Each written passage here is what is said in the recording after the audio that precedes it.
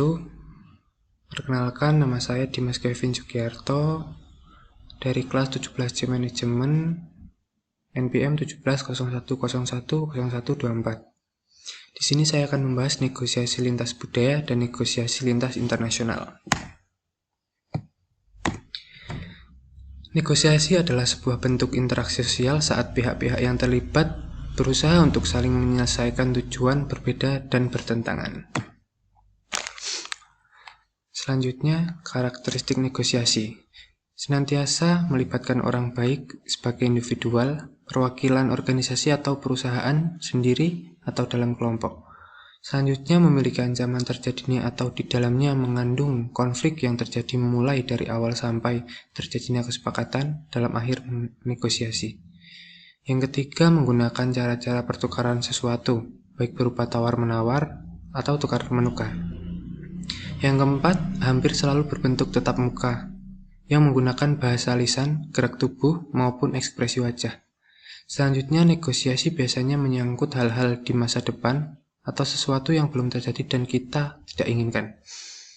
Yang terakhir yaitu ujung dari negosiasi adalah adanya kesepakatan yang diambil oleh kedua belah pihak, meskipun kesepakatan itu misalnya kedua belah pihak sepakat untuk tidak sepakat.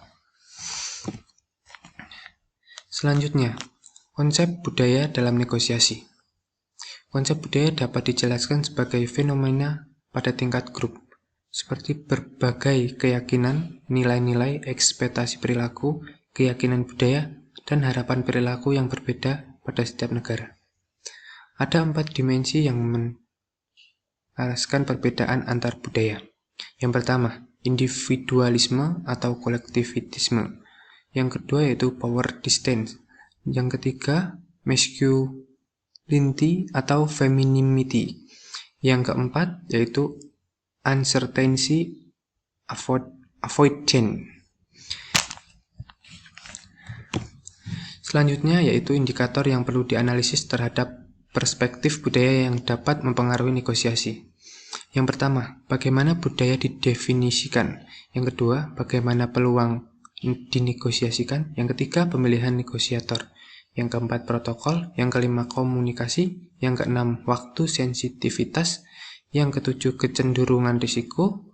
Yang kedelapan, kelompok versus individu. Yang kesembilan, sifat perjanjian. Dan yang terakhir, emosionalisme. Selanjutnya yaitu budaya strategi responsif negosiasi. Yang pertama, keakraban rendah.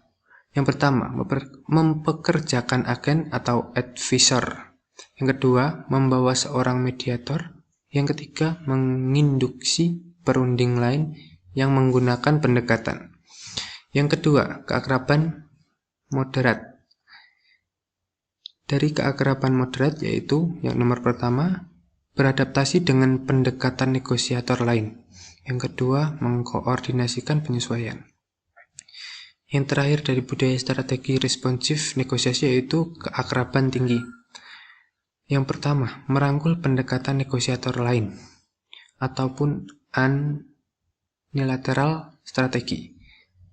Yang kedua, berimprovisasi pendekatan. Yang ketiga, efek simponi.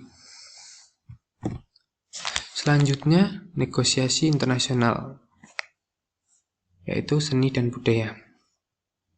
Seni negosiasi menentukan strategi yang harus diterapkan dan memilih model dan sudut pandang yang harus digunakan untuk meningkatkan pemahaman lintas budaya. Negosiasi lintas budaya dan negosiasi internasional menambah tingkat kompleksitas yang jauh lebih besar dibandingkan tingkat kesulitan dalam negosiasi satu budaya. Selanjutnya, ada 2 konteks yang membedakan negosiasi internasional. Yang pertama, konteks lingkungan yang berisi 1. Politik dan hukum pluralisme.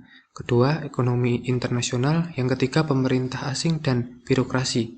Yang keempat, instabilitas. Yang kelima, ideologi. Yang keenam, budaya. Dan yang terakhir, stakeholder eksternal.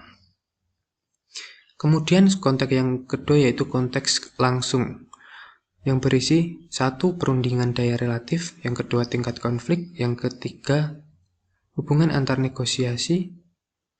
Yang keempat, hasil yang diinginkan. Dan yang kelima, stakeholder. Sekian presentasi dari saya. Terima kasih. Wassalamualaikum warahmatullahi wabarakatuh.